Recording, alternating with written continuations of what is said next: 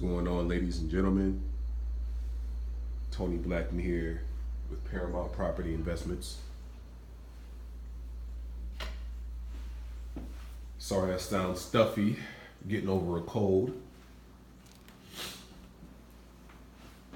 I usually get a cold around this time of year, late September. However,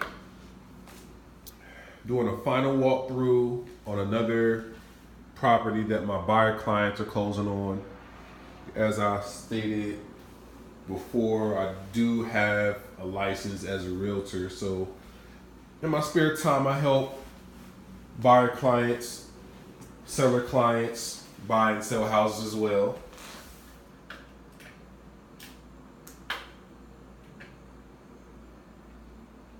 So it's going to be a personal residence for a family of 5. It's a nice looking property. I'm going to be closing on this tomorrow. Just wanted to drop in and let you know what I am up to.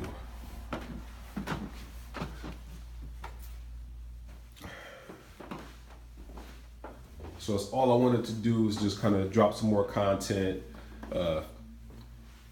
This would be of value to anybody. This purchase was used through a VA loan. It's a loan tailored for veterans.